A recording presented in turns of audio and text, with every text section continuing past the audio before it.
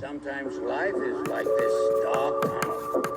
You can't always see the light at the end of the tunnel, but if you just keep moving,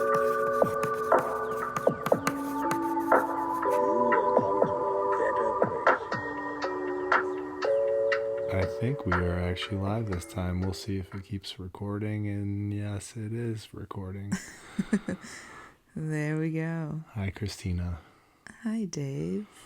Welcome to Dave is One Day Closer podcast, where we talk about love, death, creativity, and everything in between. Thanks for being on. Thrilled to be here in bed with you. Popped this on. Yeah, we were laying here in bed, talking, and just rolling ideas around, and both of us are pretty awake. And you said something, I was like, I'm going to go get the microphone because that's a cool thought.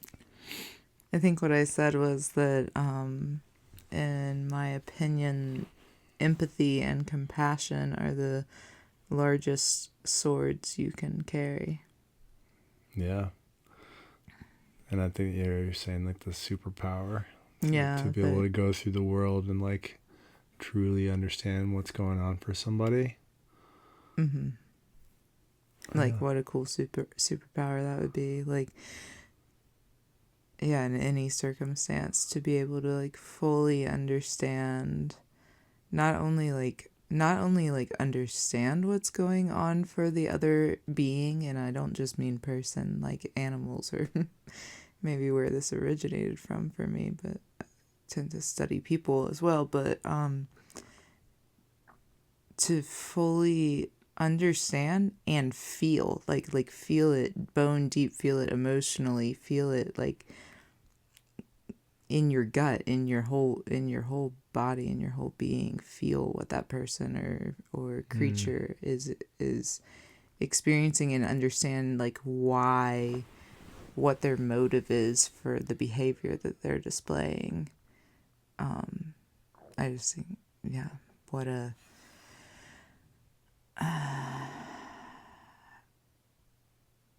way to really be able to care for each other, and like for me personally, like I wouldn't be so pissed at people for doing the stupid shit they do. If you had a little more compassion. Like, like I just, like it would feel good to me in my body to not get angry about people making stupid decisions, and I would not have the judgment of people making stupid decisions to make me angry if I had enough compassion and empathy and like my superpower of understanding why their decision is actually not stupid. It might, but like that doesn't mean that it wouldn't be tragic. It might still be tragic, but that would more likely make me sad. What pops into my head when you bring this superpower up is like seeing someone just like freaking out, just like screaming, like veins popping out of their neck, just like laying into someone, and just walk up and be like, "Excuse me, does your tummy hurt?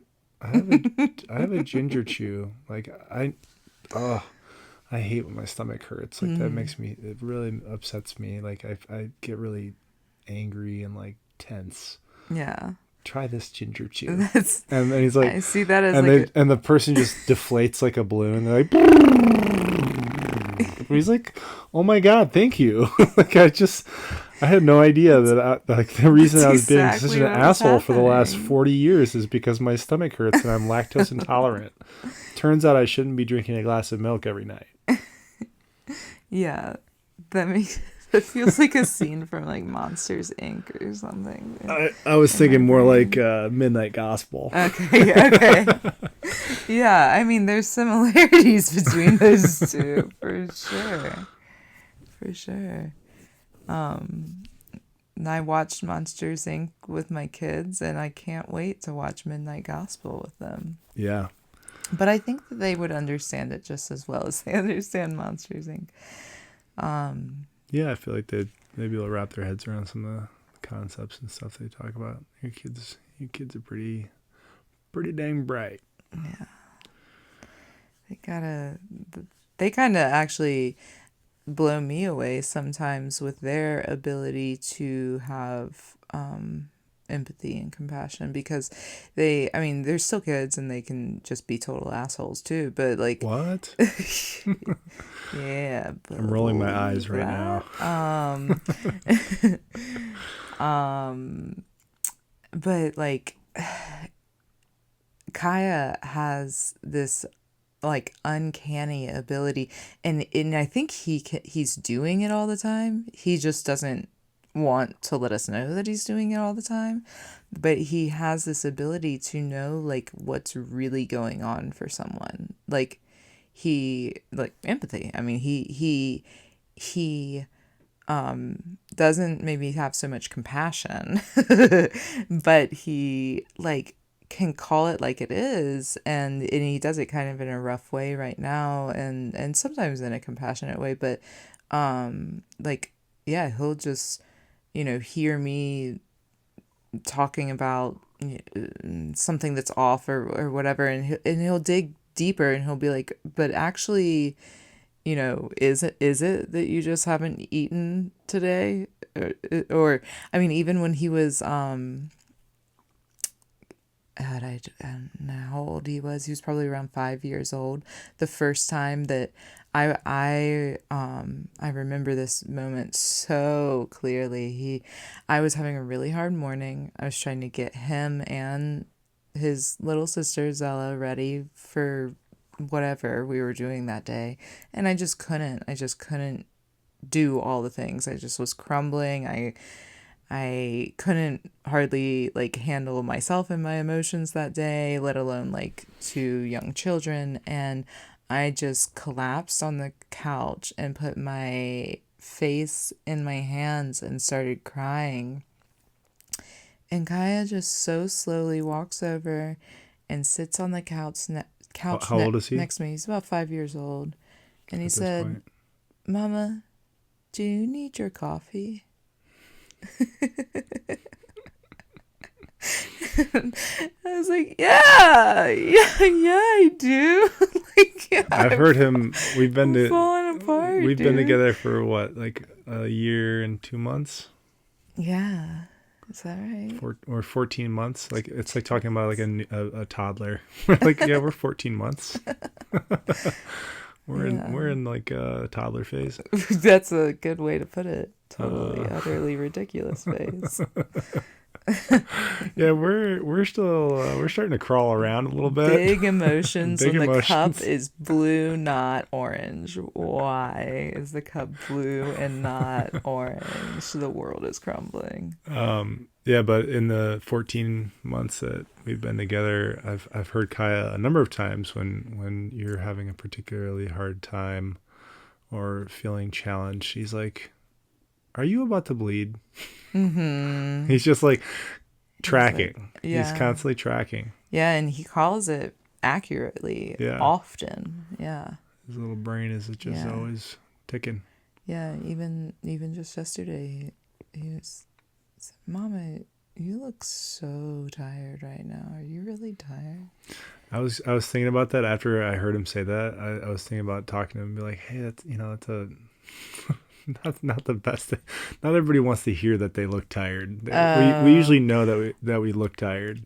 I hear his care when he says that. He's not being like, "You look haggard, Mom." Like, "Damn, Mom, you look hit." Like, Jesus. Been up and partying.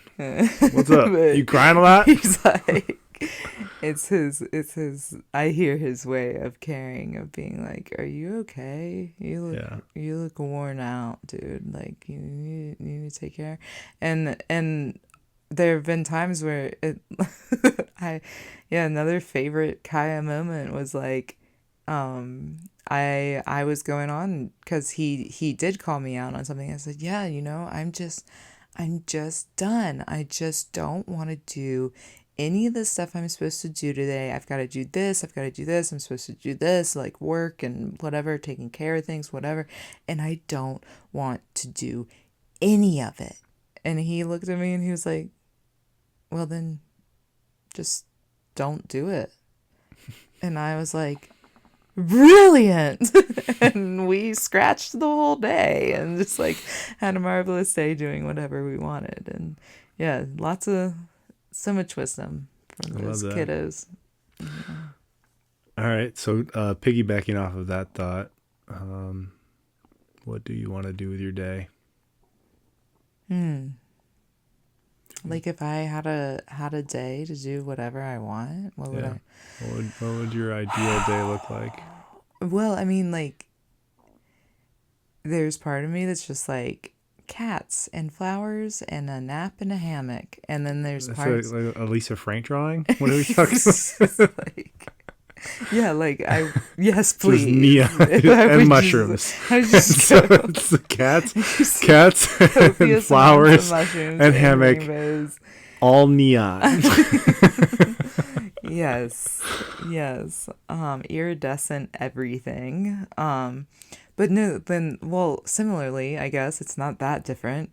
Actually, the first thing that popped into my mind when you asked me that, or when I clarified that it's a day to do whatever, I pictured myself in a hot air balloon. Like traveling, like not just for funsies, like we're like James and the Giant Peach, like we're like going fucking places and like a grand adventure. But that's like way more than maybe a day, but it could just be within a day if I had jumped into an hot air balloon that, you know, like went into a different time, and maybe it's a time traveling hot air balloon, and so therefore when time traveling, like, you know, it could be a 1-day adventure, but really like it would feel like I would be experiencing. It's like Lion Witch of the Wardrobe, like they go in through the wardrobe and they're there for like, I'd be experiencing like years, like epic adventures. Yeah, and there could be lions and witches and wardrobes for sure. But like, I like if instead of a magic carpet, I would have a magic hot air balloon that time travels. Miss Frizzle and the magic hot air balloon. That's a Mary Poppins bag in it. Anything I think the basket of the hot air balloon is the bag, so it's like a mansion. You go down into the mansion. Oh yeah. I like this idea. There's like my whole dream world house, cozy, special place is in the basket, and then we in that whole world, like pastures with horses and stuff, like in the basket. Oh wow. Yeah. Okay. But like, and then we would go and visit other places, but it would be like other times, and so can you get the horses go, like in the hang out with Sherlock Holmes and like solve some mysteries. Can you get the horses that are inside the magical hot air balloon basket out of it and into the world? Like, certainly. How do you, when I you conjure get like a them, ramp up? I just snap my fingers just or figure something. it out. Yeah. Okay. Yeah. So that's your ideal day. Okay. Cool. Let me look into that. I feel like there's probably some hot air balloon rentals around here. Have you done it? I've never been in a hot air balloon. I went in a hot air balloon once. It was really cool. What I understand of my one time riding in a hot air balloon science is that they don't have, like, they just go in an unknown path. And there's no steering it. There's no steering this fireball balloon, and the baskets are fucking huge. Like, I think it was like me and my sister and my dad, and then like the hot air balloon dude, and then like the other hot air balloon dude. They drive. And my mom, like, they were in the car chasing us. But your mom didn't go up? I don't think so. I think she was in the chaser vehicle. Why? Maybe because of the amount of people allowed in the basket. Dang, Kathy. I don't know. That's how I remember it. I could entirely be wrong about that, but I don't think she went up with us. You know, Danny Knowles spent a summer chasing in a hot air balloon. No, chasing hot air balloons. Like The whole summer, Danny just like never came down. He floated across the United States of America in a hot air balloon. Danny, if you're listening, I hope that you write a song about this. I would believe it. That Danny in a hot air balloon. No, he spent a summer as the Chasers. Like his job was to drive a truck all over Western North Carolina, chasing on back roads into people's farms. Yeah, and so that's what they have to do. So then he might have been like the door knocker too. Yeah, they land in someone's fucking field. You're proving that my science theory of my one-time experience is actually accurate because you know Danny, and Danny did this. Yeah, he was the chaser. So the chaser's on the ground, and they're like. They're just trying to find where the hot air balloon's going to go and like where it could possibly land. It's fucking crazy. And like knocking on random farmers' doors being like, can we land in your pasture today with our hot air balloon? That was the coolest part of the hot air balloon ride to me. Landing in a pasture. Was like, we have no clue where we're going. Can you imagine if a hot air balloon where or how we're going to land? Like, we don't know. We're taking off, and that's all we know. Fun that's adventure. all we know. Yeah. I guess, I mean, if you've done it enough times in the same area, you probably have an idea of like the general like direction of the wind, and but you never know. I don't know enough about wind. Does it just work the same way all the time? Study the wind class? I mean, I'd say like the wind blows through here intensely often. Yeah. Tell me about your farm. You say here. So we are this episode is being recorded in the bedroom of the house that used to be a tractor barn that Christina has converted to live in with her 2 kids and big dog, big Newfoundland Zephyr, and little black cat, Mr. Pants, and little orange cat, Mr. Pumpkin, and 2 horses and 2 goats and 2 ducks and 7 chickens. Well, 6 hens and 1 rooster. And recently 6 new piglets with her landmate Andrew, who she purchased the land with. Yeah. Take it from there. Oh, wow. So that's a lot of the crew. And I think, I'm going to kind of like immediately jump away from everything you just said in some regard is like what I was just saying to you earlier tonight was like, since landing at the farm in 2020, it was October of 2020, I believe, I have focused a lot on infrastructure, like changing the tractor barn into my house was the immediate need. And it all takes a while. Like I've done a lot of the building. I've created 1, 2, 3, 4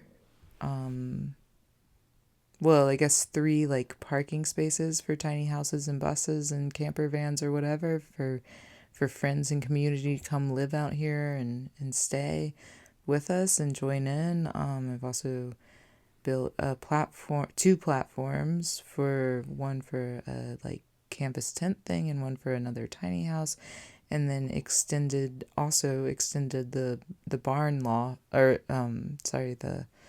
the like hay loft in the barn to be a livable space as well, or at least occupiable space. It's not finished. Most of these things are not finished. But yeah, it's been a lot of that. And meanwhile, like farm wise, we have raised, I think Andrew and I counted off, like including the 6 we have now, 13 pigs or something like that. Mm-hmm. What are their names? Huff, Puff, and Blow. Oh, well, the current ones... Prosciutto and Prosecco were the first 2. Prosecco, that's great. Yeah. And then we had Lindsay Loham and Kevin Bacon. and then we had Huff, Puff, and Blow, the 3 little pigs. And I think I was there for slaughtering one of those. Yeah, one of Huff, Puff, and Blow. Yeah, which was, I had never...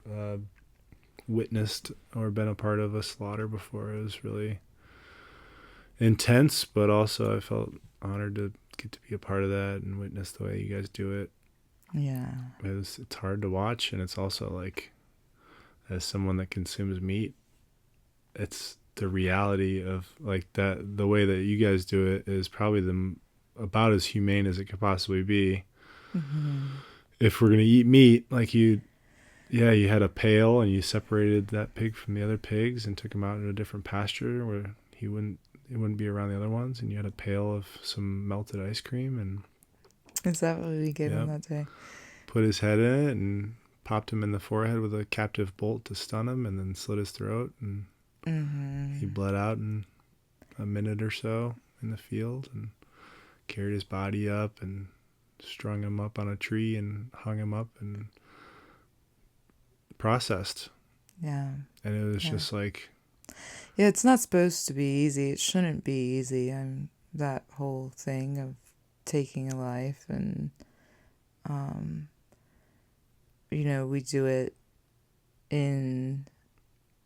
do it with the most care that we can, both like tending to the life of the creature the whole time it's here and through its last moments.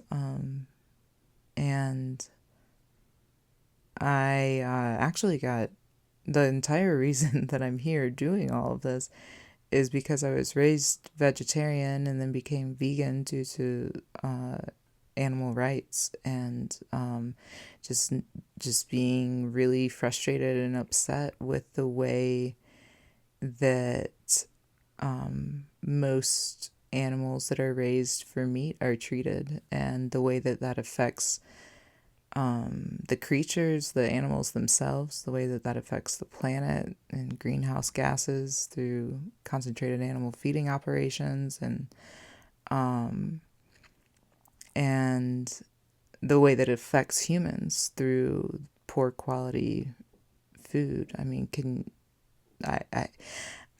I cannot tell myself that eating a part of a organism that was previously living, that was treated just in the most awful conditions its whole life, would not somehow like come into my body, my being, in consuming that. So I'd rather, for the sake of that creature and for the sake of my own well-being too, if I'm going to eat meat, I would like to eat it as ethically as possible. And Sadie Nardini talks a lot about ethical. who does? Sadie Nardini, I believe I'm saying that name correctly. Ethical omnivore. And I was told when I was pregnant with my first child that I had to start eating meat. By a doctor that I actually had gestational diabetes, and they were like, yeah, so you need to just eat meat and vegetables, like that's all you can eat to balance this out without taking insulin. And I was like, I don't eat meat, I'm vegan. Like, what? What do you mean I need to eat flesh? Yeah, and thankfully I was in school for sustainable agriculture, and majoring in sustainable ag and horticulture. And I was like, oh, well, I guess if I'm going to start eating meat, now's the time, because I like am friends with and working on farms that are raising meat ethically. So, yeah. That's a big roundabout loop that led me here, and yeah, still figuring out what we're doing. I was, yeah, been interesting to observe the process of determining what you're doing. Like when I met you, you were doing intimacy coaching, and I knew that you had the farm. And I got the sense that you were like very clear on what it is that you're doing. And so it's been interesting to like watch as, I love this quote of, to love someone long term is to attend 1,000 funerals of the people that they used to be. Yeah. And just in the 14 months that we've been together, I think we've both watched I have certainly watched. I think we've both witnessed as parts of ourselves. We've had to like lay to rest like different parts of ourselves, aspects of ourselves that we've been and embodied and like carried with us for a long time, and setting those things aside to step more fully into who we want to be and what we want to be doing. Yeah, And totally. that's a weird experience. The shedding of a past self it's like this husk of that feels familiar, but it's like no longer comfortable. But we also don't know what's next. It's like the butterfly coming out of the chrysalis, or the cicada coming out of its like it's like a snake coming out of its skin. It's like, what the fuck is happening right now? This is so uncomfortable. And then you're out of it, and you're like, what the fuck was that? Like, and you look back and you're like, well, that was me? Yeah. How was that? Yeah. That's weird. Yeah, and I think that in this life here on the farm, we're not only are we doing that, the two of us, but the kids are doing that, and the animals are doing that, and the land is doing that. And like, as a steward of this land, it is my like deepest desire to listen to and watch and observe those unfoldings of all the beings here, and try to like orchestrate the symphony of it in the best way possible, so that we are all like thriving, so that we're all thriving. And sometimes that's incredibly overwhelming, and a lot of times it's epically beautiful. And it certainly is like my passion and my heart and my obsession. And Your primary partner. as you recently, like, I think it's an interesting thing the way that you brought up the farm being my primary partner, because I have always, well, until meeting you, have pretty much been in like non-monogamous relationships for the most part. And my grounding rod through a lot of stormy seas of relationships was that the earth is my primary partner. And my mom is Catholic, and she always told me, like, growing up, like, always make sure that you prioritize your relationship with God before your relationship with like anybody else. And I went through a phase of my life of being like, Mom, that's ridiculous. Like, prioritize your relationship with yourself. But I'm like, that's the same thing. Like, your relationship with yourself, your relationship with God, your relationship with the earth. I think that those are all like, the Holy Trinity. That's what that is, folks. And that's how I was starting a cult. And that's the beginning of the end. The cult of taking care of yourself and going outside. Join us. Here we are. Let's put our feet on the earth. Yeah, so but I really have had that as my steady grounding rod, my primary partnership with the earth. And I do see that is my relationship to spirit, to spirituality. That is my spirituality. Like, that I connect to whatever, higher power or the universe or whatever, by tending this earth and being present with it, and being silent and still, and quiet, and observing and listening to the earth also gives me the space to like do that for myself. And then honestly, if I weren't doing that, you definitely wouldn't want to be my partner. Like, I think that there's maybe multiple facets to like the way you observe me having this partnership with this piece of land.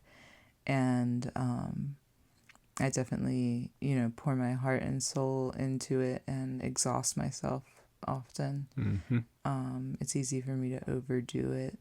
And it's always a balance It's a to lot of work. find. Yeah. Robbie Beckwith, Toenail.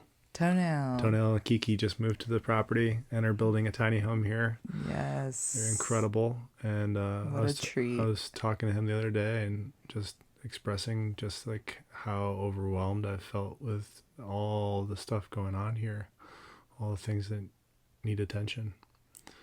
And he's like, dude, yeah. He's like, yeah. He's like, this is the kind of shit that takes like a lot of people. And Christina's basically been like her and Andrew, but a lot of it has been her is just doing it on her own. Like this requires so many hands. Yeah. Yeah. It does require a lot of hands, and I did not have 7 children to raise the farm, Yeah. Not like my mama. Thanks, Mom. Thanks for popping all of us out. She didn't even like make y'all do farm chores. Like she Dude, make you make bread. I was thinking about this the other day. Like, I don't even like we had to wash our laundry and like keep our rooms clean, but like I don't really remember. Like I mowed the lawn, but like I don't really remember having any like. I don't think she made us like vacuum or do any chores. I think she handled like all of the chores, washing dishes. Like we'd wash dishes and stuff after dinner, but like I really don't remember having. My mom's like, no, it's cool. I got it. I'll make all the dinners. I'll make all the food. I'll do the grocery shopping. I'll clean the house. I'll clean the bathrooms. You guys just like do your thing. Just pick up your shirts. Imagine six boys in the house. There's just like there's a rule. We had to put our shirts on for dinner, especially in the summertime, because we'd just be all just running around shirtless like all day long. Yeah, nipples out everywhere. Just so many nipples. I was earlier today. I was putting together a reel for the sleeve that I've been doing with my brother Mike. And so I've gone through over the last like year or so that we've been working on it and just compiled a bunch of photos and videos from the process. It's been so fun. It's so cool. He's been really good as I've been tattooing him, of taking videos and photos as I'm tattooing him and just like capturing these like funny, silly little moments of brotherly connection, which is sweet because it's like I get that with a lot of clients that I've had with for longer periods of time, but it's rare that someone captures as many videos as Mike does, and I really appreciate that because it's like it's stuff that I would love. I love capturing it because it makes for great content that I can share and thus get more work. Thanks, Instagram. Yeah. But it's also just it captures like what that experience is like the little snippets of it. We've probably been together. We've done like 25 hours of tattooing. Yeah, what a fun way for y'all to have some quality time I'm together. so excited to get to tattoo my other siblings. Yeah. And just it's such a beautiful way to spend time with people and connect. Like I've some people that have come in and like gotten larger pieces from me that have taken multiple sessions like that I didn't know at all are now like good friends of mine, which is really cool. Yeah. Yeah, well, being the Mr. Rogers that you are, I think. Won't you be my neighbor? When that keeps getting around, people are just gonna like the tattoo is gonna be like the bonus to just coming out and hanging out with Mr. Dave for a little bit and having a friendly Dave chat. Yeah. Time. The sweet spot will be if I can find a way where I can just like tattoo as little as possible. And like just the money's not it's just hard on my body. But I think the stuff that we're doing physically has been helpful. I'm excited to like continue to do that, and I think tattooing less has been really nice. Yeah. Just finding a balance of financial abundance and physical wellness Yeah. with time and all Yeah. that. You know, us two Libras together, they're just a little bit obsessed with balance. Balance the things, balance the things. Is that balance with that? Is that balance with that? Yeah. Did you keep that? Did you make that chart? Did you write that down? Is it all balanced? Yeah. Is it all there? Yeah, I think I owed you $86 today for groceries, and I gave you like 90, and I was like, I'll give you $4 later, and then I gave you $5, and I was like, give me that dollar back. It's like, here's your dollar. Figuring it out. All balanced out. Yeah. Yeah. Which is, yeah, I guess it's been 35 minutes. We've been we'll talk, but yeah, to wrap this up, I think to put a bow on this. Yeah, it's been an interesting. I've been out here since the end of March. It's like 2 months. April, May. Don't ever look at me for a timeline. Don't you ever look at me for timeline. I don't even know how long I've been born. I don't even know. How long you've been born? Yeah, no, I don't know. Like, could have been yesterday. Could have fooled me. No, only the hydrangeas know. Yeah. That one hydrangea right there that's fucking finally surviving. Jeez. Plus the hydrangeas. Hydrangeas. Yeah. Yeah, to put a bow on this, there are so many more conversations that I'd love to have with you. I'm pumped to have you on here. Speaking of all the balancing, just like this last couple of months has felt like the stormiest sea that I've experienced so far in my life. And just want to say I appreciate how good your sea legs are. My sea shanties. Yeah. You ran up a hill Oh God. to stop me that was from running fucking away awful. when I was freaking out. Yeah, I And hate running. yeah, I know. You did it though. Yeah. Just yeah, so glad to be doing this with you. This podcast, but also just laying in bed and talking and loving each other, Yeah. building a life, doing our best. Yeah. I'm thrilled about it. I'm a big fan of Dave Kavner. If everybody doesn't know that yet. My goal is to be the biggest fan, but like I don't know who I need to like drop a bow on to like get in that first place position yet, but maybe I've got my eyes set on a few, but You gonna fight my mom?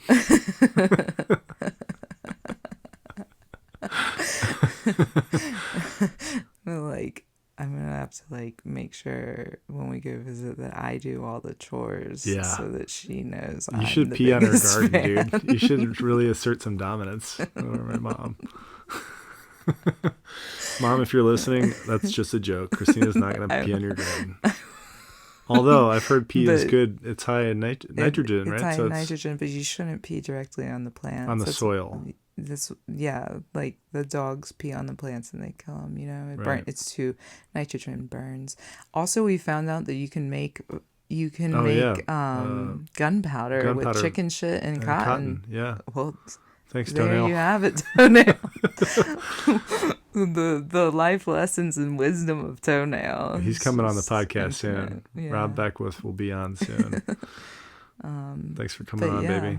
Yeah, it's been great being here with you on this podcast and Impromptu bedtime podcast. I'm glad we're doing it. And I'm glad that for right now and this chapter we're in an old tractor barn that's now our home and on one of the most magical pieces of land I've ever gotten to live on. Same. So feel blessed. Same. Yeah. Same here. Love you. Love you too. That's it. That's all we got. Time for bed.